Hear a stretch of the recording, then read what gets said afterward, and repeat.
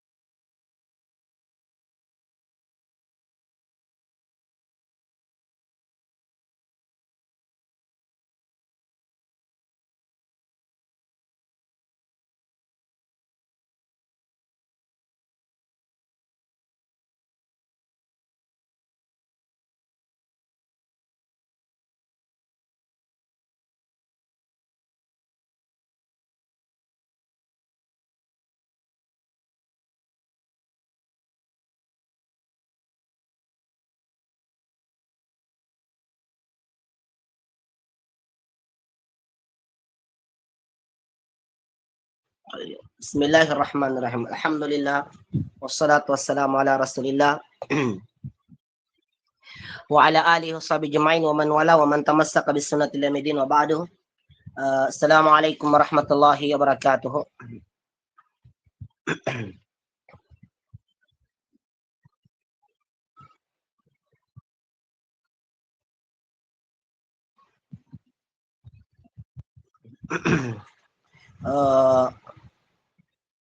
Pwede po ba mag-abol tayo ng share screen? Kasi kakarating na ng editor na nag-edit.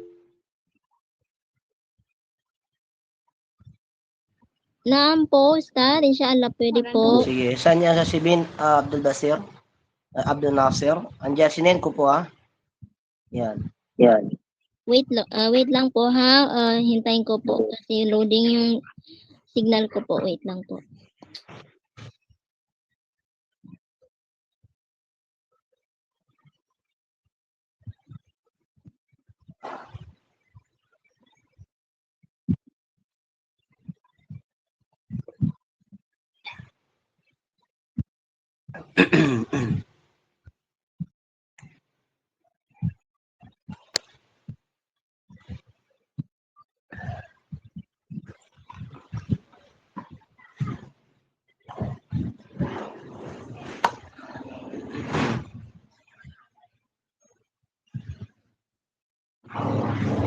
Sabihin lang pag na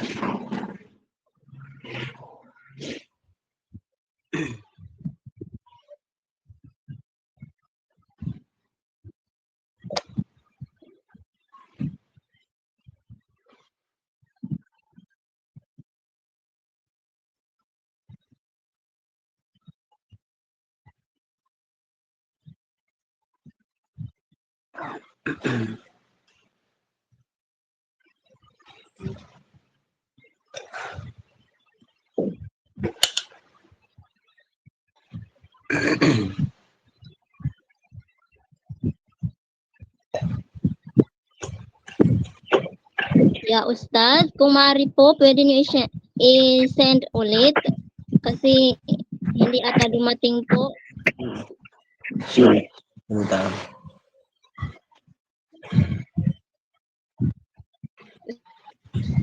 Try mo din send sa akin, inshallah. Sige. Okay. Maganda yung pag-edit.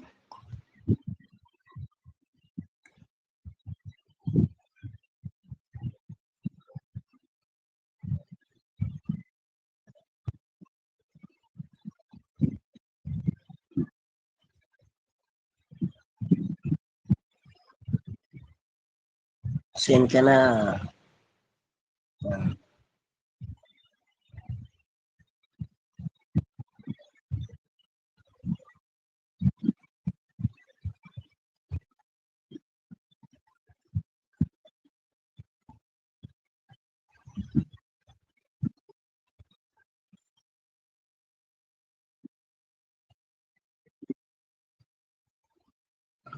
Pangalan?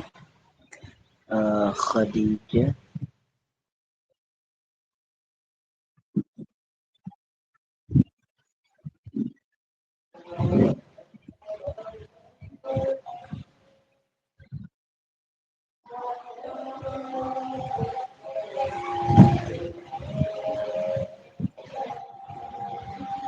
Nag-aalala dito.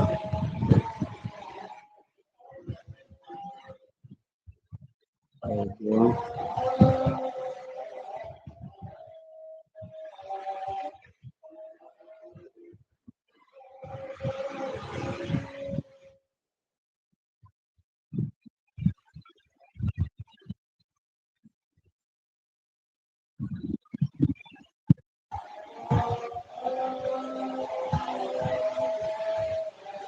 Loading talaga siya, di siya nagsisend ha.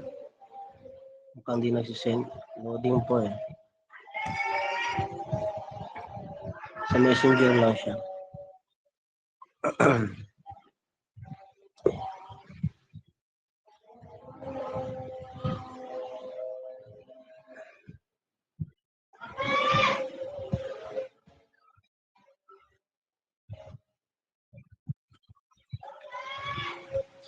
Ganito na lang inshallah. Ako na muna mag-share screen inshallah. Dito sa aking note kasi pati ako di ko na open inshallah. Para makasunod kayo lahat inshallah. So bismillah. Naka-live kayo lahat? Ay ano iba? Naam po ya Naka-live kayo? Ustad, alhamdulillah. Sige. So gawin na lang natin mag-start. Ako na lang mag-share screen. At mag-off cam ako tapos para makasabay kayo lahat sa ating kinukuha. Inshallah.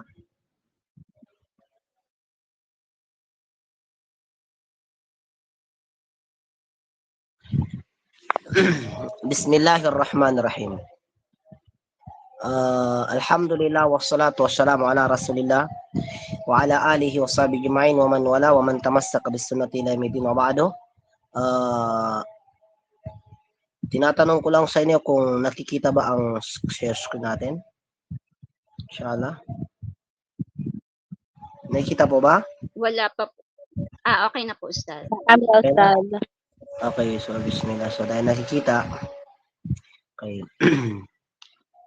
Bismillahirrahmanirrahim. Alhamdulillah wassalatu wassalamu ala rasulillah wa ala alihi wa sahbihi ajma'in wa man tamassaka bis sunnati ila yaumil wa ba'du. Ya Rabbana lakal hamdu kama yanbaghi bi jalalika li 'azimi sultanik. Subhanaka la ilma lana illa ma 'allamtana innaka antal alimul hakim. Qala rabbi shrah li sadri wa yassir li amri wa hlul 'uqdatam min lisani yafqahu qawli amma ba'd. Alhamdulillah.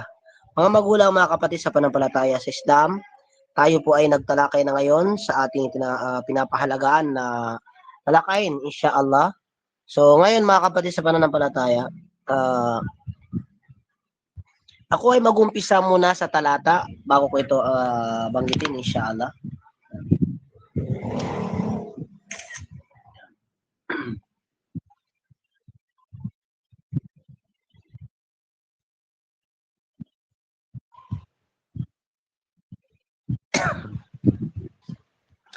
A'udzubillahi minasyaitonirrajim. Ang ating tinalakay natin, huwag ka na bumalik sa mga ling nakalipas. Mga dating kasalanan mo, dating tinalakay mo, kasi may kitab na ganito eh. Huwag kang bumalik sa iyong mga nakalipas na kasalanan. So, yan. So may mga paraan po mababalikan ng ating mga kasalanan sapagkat kahit di ginagawa ng tao ito, may possibility na babalikan niya ito. Ang dahilan na mabalikan niya ito ay kapag ito ay kanyang pagmamalaki. Pero pinahayag ang propeta sallallahu alaihi wasallam na ibang ulat na binanggit niya mula sa hadis na sahih. Sabi ng propeta sallallahu alaihi wasallam, kullu ummati mu'afa ila al-mujahirin. Lahat ng aking umma ay pinatawad, liba lamang di pinapatawad ang mga naglalantad ng kailang mga kasalanan. So sabi nating mga alama na nangangahulugan na kapag ang isang tao ay binabanggit pa niya ang kanyang mga nakalipas, nangangahulugang nais pa niya itong balikan. So yan. So dito, mag-umpisa po tayo sa talata ng Allah SWT. Binababasahin natin sa mga tao na kung saan nais nilang magbalik loob, pero nangyayari sa kanila ay parang ayaw nila magbalik loob. Bakit? dahil parang naisip nila sa sobrang tindi ng kasalanan. Sabi, ayaw ko na magtauba, ayaw ko na magbalik loob. Bakit? Dahil ako ay nakagawa ng mga kasalanan na hindi kaaya-aya. So ano nga ba ang turo ng Islam sa ganitong mga tao? Sinabi ng Allah SWT, Kul ya ibadiyalladina asrafu ala anfusihim, la taqnatu min rahmatillahi, innallaha yaghfiru dhunuba jami'a. Innahu huwal ghafurur rahim. Sa malapit itong kaulugan, mga magulang, mga kapatid sa pananampalatayang Islam, andito rin sa baba na kung saan sasabayin natin. Sinabi ng Allah SWT, sabihin mo, O Muhammad, o aking mga alipin na nagmalabis sa paggawa ng kasalanan laban sa kailang mga sarili, huwag kayong mawalan ng pag-asa mula sa habag ng Allah. Katotohanan, pinatawad ng Allah ang lahat ng kasalanan, katiyakan siya ay lagi nang mapagpatawad ang maawain. So dito, naunawatan na ito kapag sa panapataya, may mga tao na kung saan parang wala na siyang gana magbalik loob. Bakit? Dahil iniisip niya na parang laki-laki na kasi ng kasalanan ko eh. Di ko alam kung papatawarin pa ba ako ng Allah. So yan, mga ganitong mga tao, malaki na kadelikaduhan yan. Bakit? Yan ay maling pag-aakala sa Allah. Kinakailangan magandang akala natin sa Allah na kahit tayo nakagawa ng kasalanan, ay sumasagi pa rin, inaanib pa rin natin sa ating puso na ang Allah ay pinapatawad ang ating mga nagawang kasalanan. So yun po, pinapatawad ng Allah SWT ang mga nakalipas na kasalanan at kasagsagang ginagawa kung ito ay kanyang pinagtaubatan, pinagsisihan, at pagkaraan ito ay di na niya ito binalikan. So yan, binanggit niya Surah Az-Zumar, ito po ang talata nito, napakahayag po. Yan, Surah Az-Zumar number 53. Yan. So dito naman, ang totoong manampalataya, mga kapatid sa manampalataya, ay isa sa mga kaugalian nila, isa sa mga kaugalian ng totoong manampalataya ay meron silang mga bagay na kung saan iba sa lahat. Dito, sinabi ng Allah SWT, وَالَّذِينَ إِذَا فَعَلُوا فَاحِشَةً أَوْ ظَلَمُوا أَنفُسَهُمْ ذَكَرُوا اللَّهَ فَاسْتَغْفَرُوا لِذُنُوبِهِمْ. Sa malapit itong kaulugan, mga kapatid sa pananampalataya, yan, ang mga sila ay nagkasala o nadaya ang kanilang sarili, ay naalala ang Allah, humingi ng tawad sa kailang kasalanan. Ang tinutukoy dito ay silang mga taong nakagawa ng kasalanan, agad nilang ginawang nag-alala sa Allah. So kapag tayo po ay nakagawa ng kasalanan, wag po natin pinapatagal ng pagbabalik loob na sabihin na tasawuf. Ibig sabihin ng tasawuf, ang ibig sabihin na at tasawuf, ang isang tao merong at tasawuf. Ibig sabihin ng tasawuf na yan, ayan yung pagsasabi ng maya-maya. Yan, maya-maya muna, sabi yan. Wala muna, maya-maya muna ako, maya-maya muna magtoba, o di kaya yan ang sinasabi sinasabi nila bukas na lang, yan, bukas na lang magtoba, yan. Ibig sabihin, yan ang ginagawa ng iba na bukas na lang, o di kaya wag mo na ngayon, hindi pa ako handa. So yan ay isa sa mga bagay na nagbabawal po ng Islam, na isang tao na ginagawa niya na nagbabalik loob sa Allah SWT, ngunit hindi pa handa. Na sinasabi niya na, sige, balang araw magbabalik loob din ako sa Allah. So tunay na ito ay bagay na hindi pinapaintulutan ng Islam, sapagkat di natin alam ang kamatayan. So dito, tandaan niyo mga kapatid, napakaganda ng pahayag dito ng Allah SWT para sa atin. Sabi, ang tunay na pagsisisi ay pag-aalala sa Allah at paghiling ng tawad.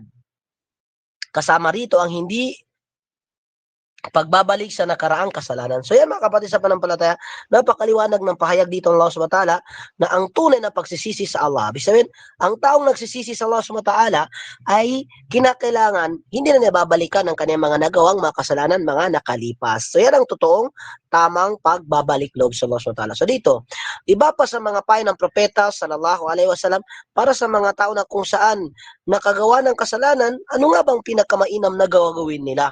So yan, so ang pinakamainam na gagawin nila ay ang pagsasabuhay sa sinabi ng propeta Muhammad, kullu bani adama khata'un wa khairu khata'ina at tawabuna. So malapit itong kaulugan mga kapatid sa pananampalataya, ito yan, lahat ng angkan ni Adam ay nagkakamali. at ang pinakamahusay sa mga nagkakamali ay yaong mga nagsisisi. Ibig sabihin, at tawabun, sila ay ang mga nagsisisi, mga nagbabalik loob. Ibig sabihin, nagbabalik loob sa Allah, kaagad. Hindi na inihintay na mamatay pa sila, hindi nila inaabangan na baka mayroon pa mga darating na sakit sa kanila.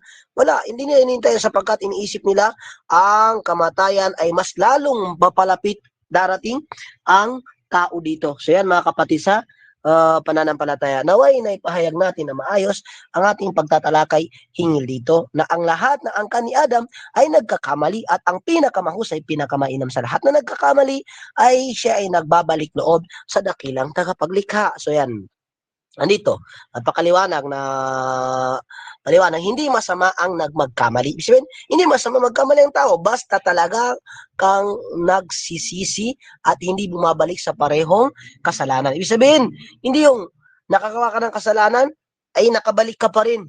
Yan. Nakabalik ka pa rin. Yung ginawa mo kasalanan dati, parang nagawa mo na rin ng ulitin pa. Halimbawa na nakagawa ka ng pag-inom ng alak, so naulit mo ginawa yung ulit ng alak. Yun ang delikado kasi bakit? Hindi na ginagawang aral yung nakalipas na kasalanan. Bakit? Pare-pareho yung nagagawa na yung kasalanan. Ibig sabihin pabalik-balik. Pero kung nakagawa ng kasalanan at iba naman nagawa ng kasalanan, hindi na sinadya, ito ay pinatawad ng Allah SWT. Kasi mayroon na banggit ang propeta Muhammad sallallahu alaihi wasallam sa hadis na sahih, sabi ng propeta sallallahu alaihi wasallam, la yuldagul mu'mina minhu jinwahidin marratain. Hindi mahuhulog ang mu'min o hindi matutuklaw ng isang ahas ang mu'min ng 2 beses. Ang tinutukoy dito, kapag nakagawa ng kasalanan ng isang tao ng 1 beses, hindi na gagawin ulitin pa. Yan ang totoong mu'min, sabi ng propeta sallallahu alaihi wasallam. So yan, meron pang pahayag dito ang propeta sallallahu alaihi wasallam para sa pagbibigay payo sa isang taong nakagawa ng kasalanan. Yan. Sabi ng propeta sallallahu alaihi wasallam, an Abi Hurairah radhiyallahu anhu anna Rasulullah sallallahu alaihi wasallam qala man taba min dhanbin kama yuridu Allahu taubatahu aatahu Allahu afwahu wa maghfiratahu. Tingnan niyo mga kapatid sa kagandahan ng kaulugan nito. Yan. Sino na nagsalaysay? Si Abu Hurairah. Sabi niya, sino mang nagsisimula sa kasalanan ayon sa nais ng Allah. Yan. Ibig sabihin, yung nais ng Allah, nagsisisi sa kasalanan, yung kasalanan na yun ay pinagsisihan niya at ang pamamarang pagkatauba niya, yung tauba na nagugustuhan ng Allah. Bibigyan siya ng Allah ng kapatawaran at awa. Tingnan niyo mga kapatid sa pananampalataya, ang isang taong nagbabalik loob sa Allah SWT ay bibigyan siya ng Allah SWT ng kapatawaran at awa at hindi mainam sa isang tao na nakagawa ng kasalanan at di na siya magbabalik loob. Ito ay binanggit ni Ibn Majah sa kanyang sunan. Ito ay nasa 4,251 na hadith. Yan. Okay, so ano nga bang kahulugan ng hadith? Yan. Dito pinapaliwanag, ang Allah ay nag-aanyaya sa atin na magsisi ng totoo. Kapag nagsisisi ka at hindi ka bumalik sa kasalanan, makakatanggap ka ng kaniyang kapatawaran. So yan, tingnan mga kapatid, ang isang alipin na nakagawa ng kasalanan at nagsisi na rin siya, tunay na makakamit niya, makukuha niya, kaniyang hahawakan ang kapatawarang nagmula sa Allah subhanahu wa ta'ala. So yan. So dito pa mga kapatid sa pananampalataya, napakaano yung ating share screen. Inshallah, naway nakakasabay ang lahat. Inshallah. At taubatul haqiqiyatu hiya la inqita'u. Dali pala. Na ano pala, yung share screen, nakikita pa rin po ba? Yan. Naam, Nakikita po. alhamdulillah po, Ustad. Inshallah, maliwanag din ba yung pag-share screen natin? Naam po, Ustad, alhamdulillah. Inshallah. So, bismillah, zoom ko na, pinapalaki ko para mas mabasa yan. At-taubatul haqiqiyatu hiya al-inqita'u 'anil ma'siyati. Sabi diyan, at-taubatul haqiqiyatu. Ang tauba al-haqiqiyah hiya al-inqita'u 'anil ma'siyati. Okay, tingnan niyo kapatid ang kahulugan. Ang tunay na pagsisisi ay ang pagtalikod sa kasalanan. Inqita'. Puputulin, pagtalikod, kaya putol mismo, pagputol sa kasalanan, pagputol sa ugnayan,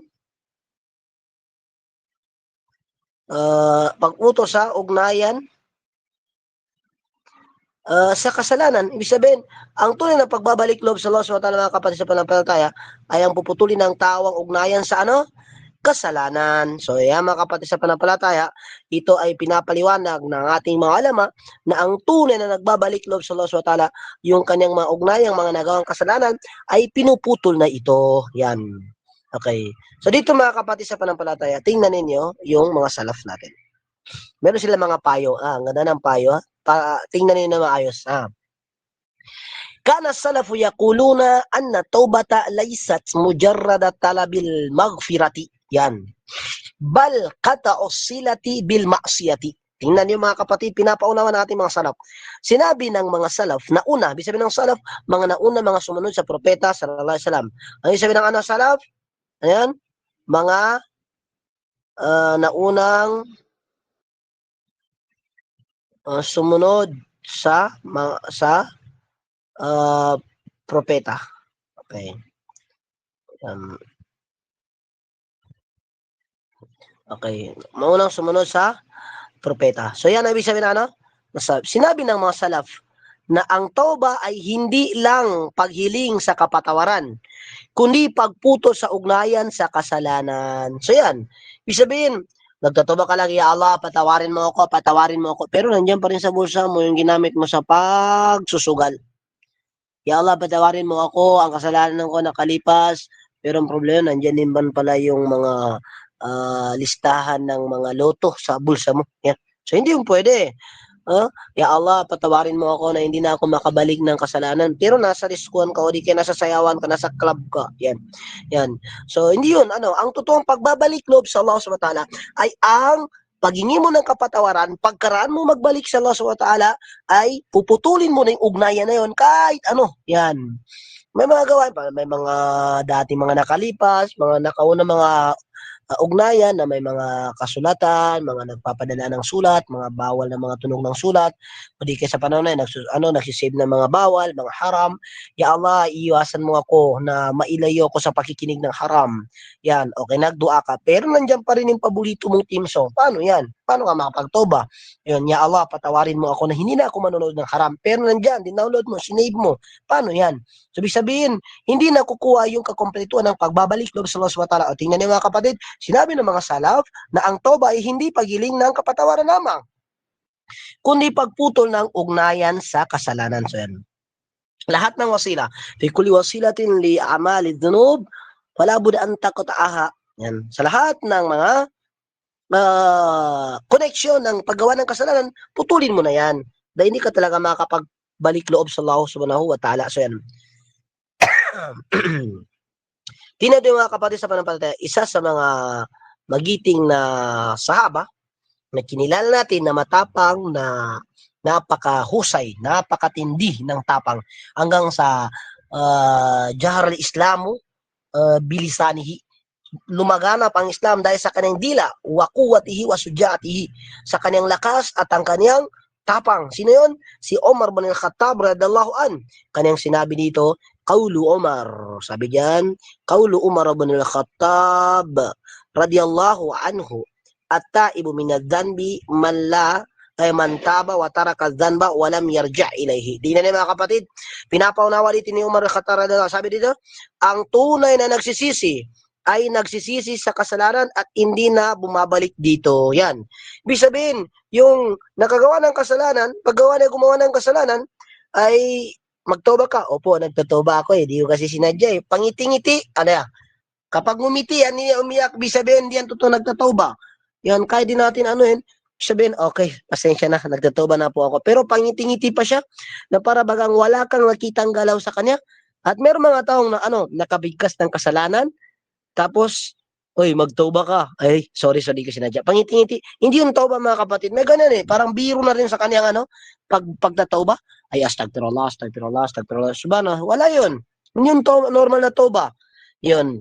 Hindi yung normal tauba. Dahil ang pagtatauba, ay makikita mo sa kanya na nagsumamo at nanumbalik at imuko o di kaya nagsujud sa Allah subhanahu wa ta'ala, makikita mo talaga sa kanya na tunay na nagsusumamo, tunay na nanumbalik sa Allah subhanahu wa ta'ala. So yan. So sabi ni Umar bin Khattab radhiyallahu an, ang tunay na nagsisisi ay sino? hindi na bumabalik dito. So yan. Ibig sabihin mga kapatid sa pananampalataya, pinapaunawa dito ng Allah subhanahu wa ta'ala, Umar Khattab radhiyallahu an, ng tunay na pagsisisi ng isang tao, ay hindi na siya bumabalik sa kanyang mga nagawang kasalanan. Pero nakasamayan ka? Ha? Lecture muna ako ha, inshallah. Kasi nakasabay sa lecture eh. Okay, bismillah. So dito na po tayo. Ay, saan natin?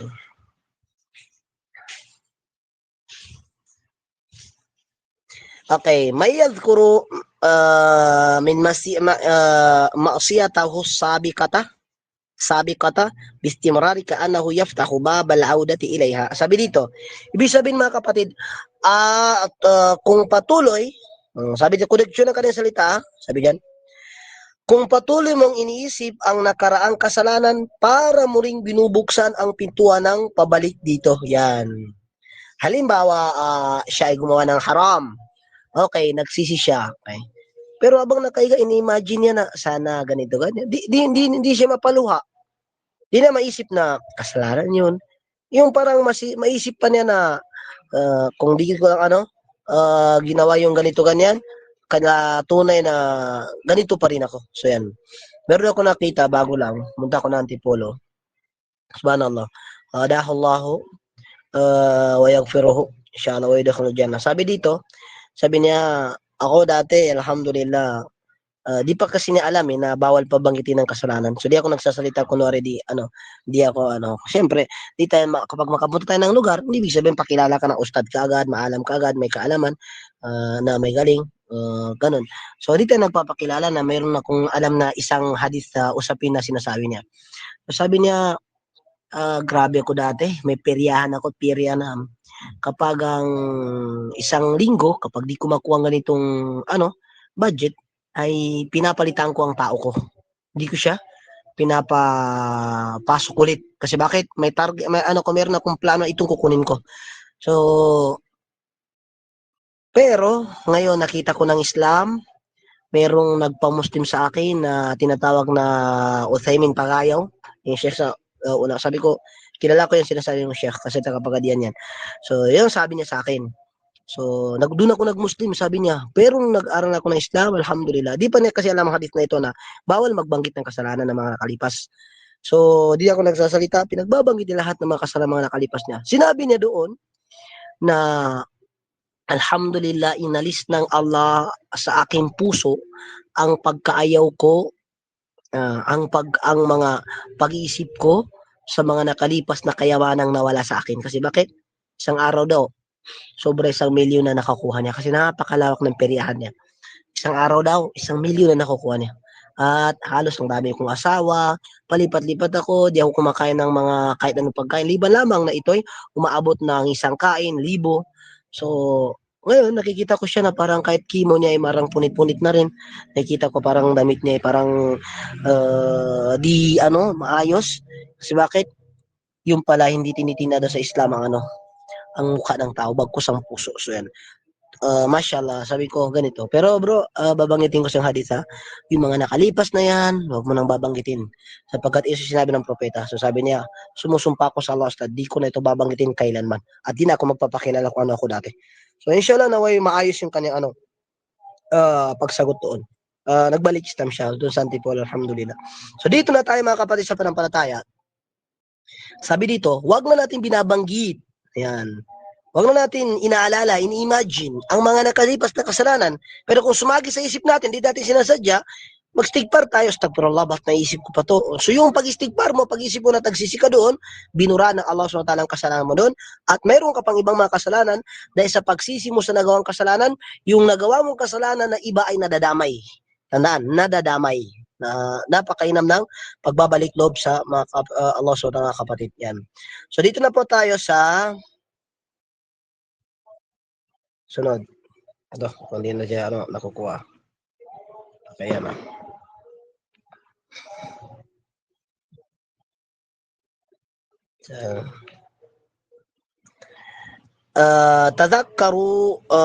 Tadhakkuru al-ma'siyati ahyanan fikhun lisyaitan. Tingnan nyo, fikhun lisyaitan, fikh. Subhanallah. ang pag-aalala sa kasalanan minsan ay bitag ng syaitan. Bitag ni syaitan. Ibig sabihin, di mo namamalayan ang kasalanan na yun na parang natutukso ka. Yan.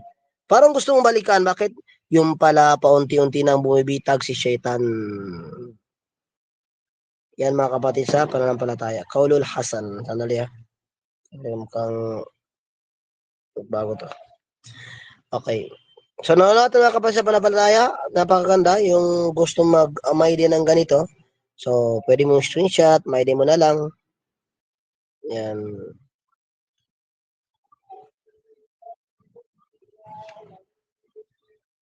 So sabi dito ng ating mga ulama,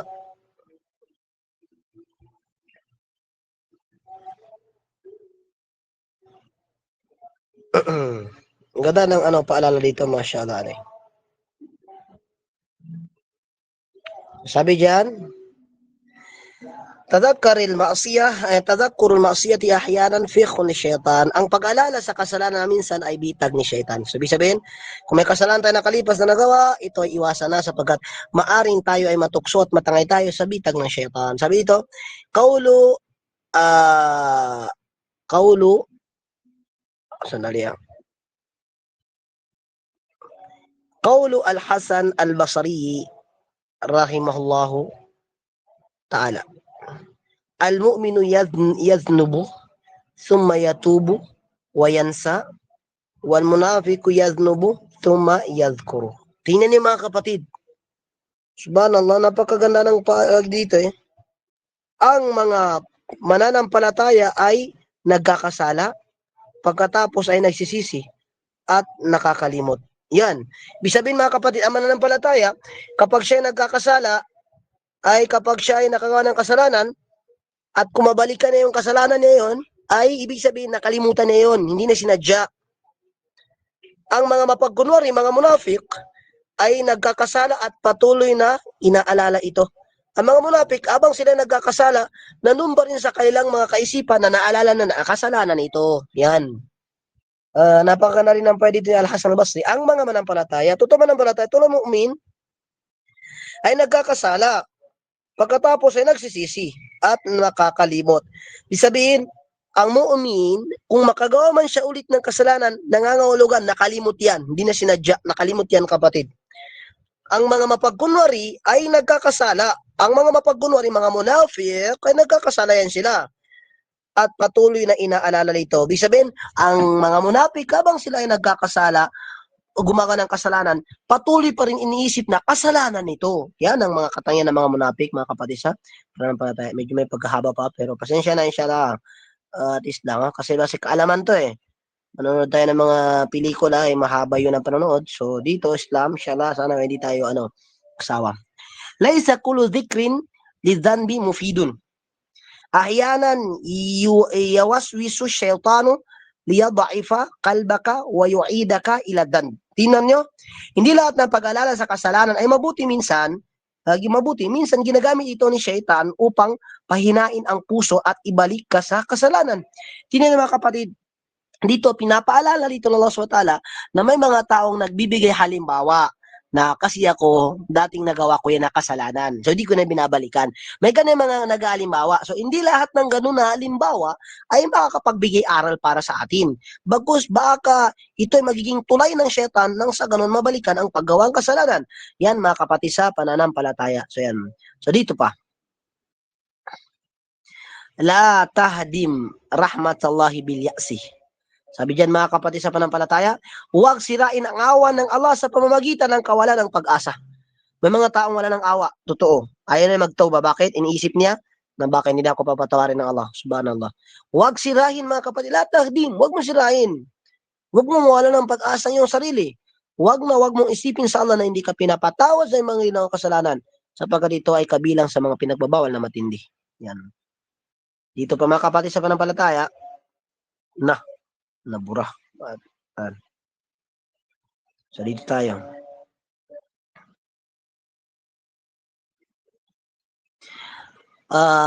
Idha ghafarallahu laka fala tu'adhib nafsak bidanbil mustamir. Kung pinatawad ka ng Allah, huwag mong parusahan ang sarili mo sa patuloy na binadami al-mustain, panghihinayang. Ibig sabihin, pag pinatawad ka na, huwag mo nang gawin yung mga kasalanan na dapat saka ako nagtoba ganito ganyan. Huwag, hindi pwede. Gawin mo na kapag nagtatoba ka, huwag ka manghinayang sa nagawa mong kasalanan.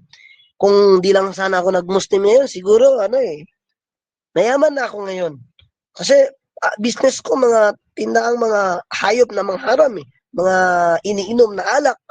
Kung hindi lang ako nag-Muslim. Pero alhamdulillah, Muslim na ako ngayon. Parang nasasayangan pa rin siya. Parang di kompleto ang kanyang pagsisisi doon sa kanya.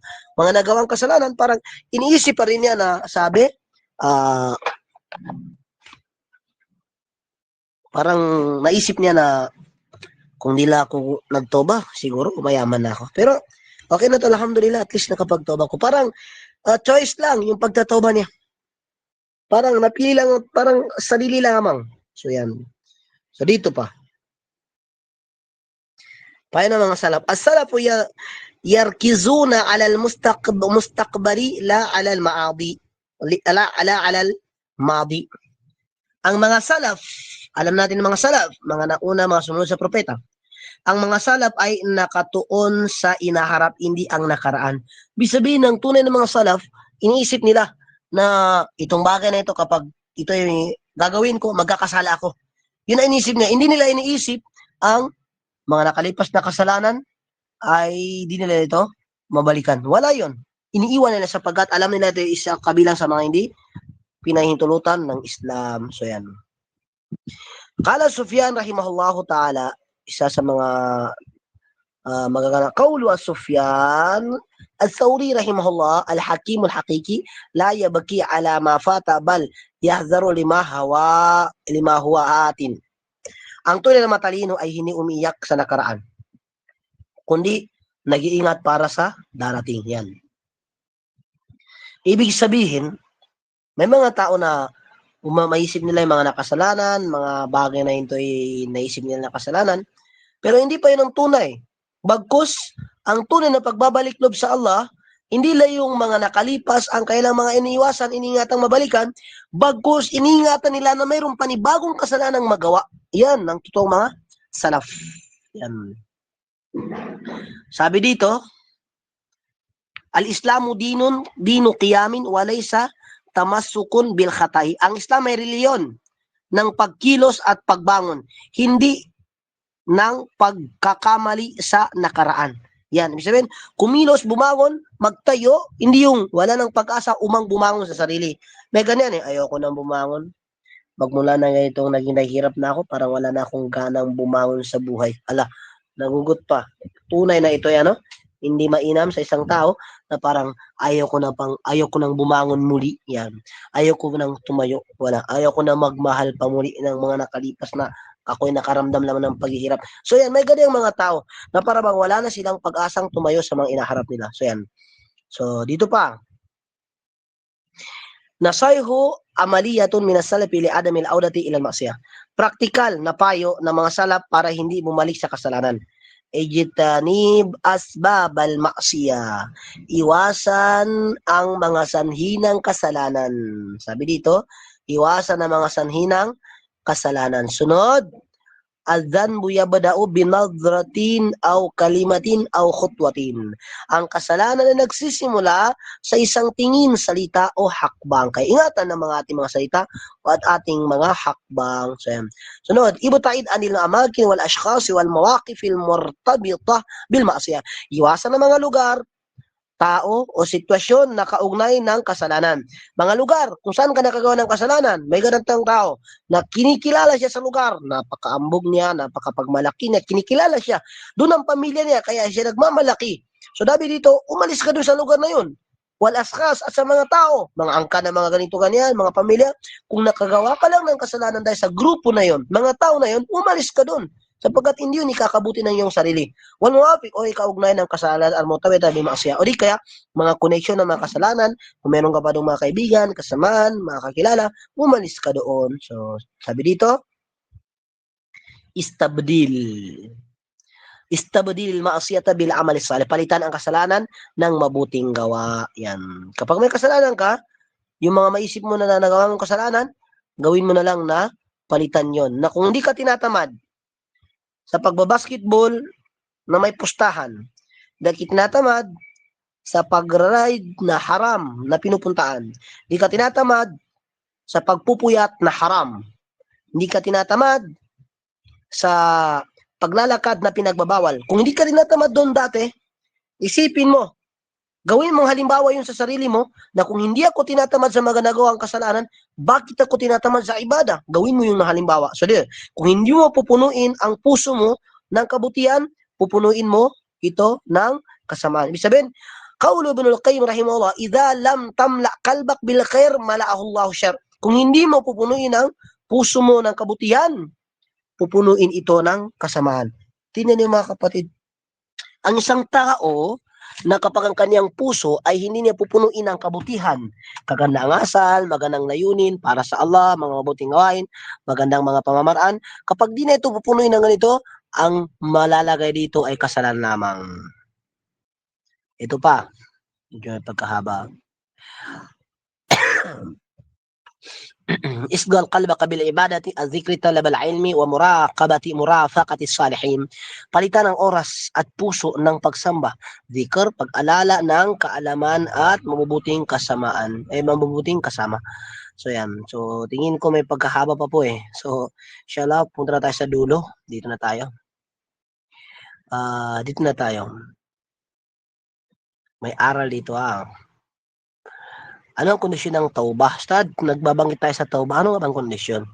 So dito, at-taubatu sadiqa la takunu illa bi thalathati syurutin. Ang tunay na taubah ay hindi mangyayari maliban kung may tatlong kondisyon. Una, anadamu anil ma'siyati, pagsisisi sa nagawang kasalanan, dapat tunay na magsisi ang tao sa kanyang ginawa. Pangalawa, al-iqla'u anha, tigil sa paggawa ng kasalanan, dapat itigil kaagad ang maling gawa. Ang pangatlo, al-azmu ala al-audati ilayha, matibay na intensyon na hindi na uulitin ang kasalanan sa hinaharap yan. Wa idha kanat at-taubatu muta'allika bi huquqil ibadi wajaba radduha aw islahuha. Yan. Kung ang tauba ay may kinalaman sa karapatan ng kapwa, dapat itong ayusin o ibalik ang nasirang karapatan. Isabihin, nabanggit natin ang tatlong yon, na hindi nababalikan, pagsisihan, at umiwas ng matindi. Yan. Ngunit dito sa last na ito, sa baba, tingnan nyo, ipapaunawa ko sa inyo lahat Wa idha kanat at-taubatu muta'allika bi huquqil ibadi wajaba radduha aw islahuha. Sabi dito, kung ang tauba ay may kinalaman sa karapatan ng kapwa. Yan. Dapat itong ayusin o ibalik ang sinasirang karapatan. Ang tinutukoy dito mga kapatid, kung mayroon pong mga ninakaw, ibabalik. Kapag may kinuha, mayroong inagaw, ibabalik to. Hindi pwedeng nagtuba ako pero nandiyan pa rin yung cellphone na ninakaw sa bulsa niya. Hindi yung pwede. Kailangan ito ibalik ang nasirang karapatan. Yan, ibig sabihin, ninakaw ng mga tsinelas, nagnakaw ng cellphone, nagnakaw ng relo, pera, yan, okay. Magtatuba na ako pero mayroong milyong mga na scam. May mga pera nakuha na napakadami. So, natatawag mo ng tauba, okay. Mag-scam, mayroong mga 5 million, okay. Sabi natin mga 100 million na scam niya sa mga tao. Punta na lang ako sa Saudi, doon ako maninirahan, doon ako magtauba, doon ako mag-iibada. May ganyan ba? May ganyan mga kapatid. Na ako ng pera, sabi, doon na ako magtauba sa lugar, na walang nakakita sa akin, doon ako magsala, mag-ibada, mag-dhikr. So, ang daladala ng mga kinakaing mga yaman ay haram. So, hindi tinatanggap ng Allah ang kanyang ibada dahil doon. وبارك الله فيكم وجزاكم الله خيرا سبحانك اللهم وبحمدك أشهد أن لا إله إلا أنت أستغفرك وأتوب إليك السلام عليكم ورحمة الله وبركاته.